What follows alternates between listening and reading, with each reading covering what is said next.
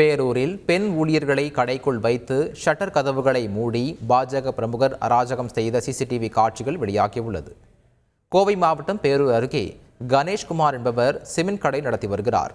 அந்த கடையில் இருந்து தூசிகள் வெளியே வருவதாகவும் அருகே உள்ள கடைகள் மற்றும் குடியிருப்பு வீடுகளுக்கு செல்வதாகவும் கூறி கார்த்திகேயன் என்ற பாஜக பிரமுகர் தகராறு செய்து வந்ததாக கூறப்படுகிறது. இந்நிலையில் பெண் ஊழியர்களை கடைக்குள் வைத்து மூடி கார்த்திகேயன் கொலை மிரட்டல் விடுத்ததாக கடையின் உரிமையாளர் கணேஷ்குமாரின் மனைவி மைத்தில் போலீசில் புகார் அளித்தார். இது தொடர்பாக போலீசார் வழக்கு பதிவு செய்து விசாரணை நடத்தி வருகின்றனர். இந்நிலையில் பெண் ஊழியர்களை கடைக்குள் வைத்து ஷட்டர் கதவுகளை மூடி பாஜக பிரமுகர் அராஜகத்தில் ஈடுபட்ட சிசிடிவி காட்சிகள் வெளியாகியுள்ளன.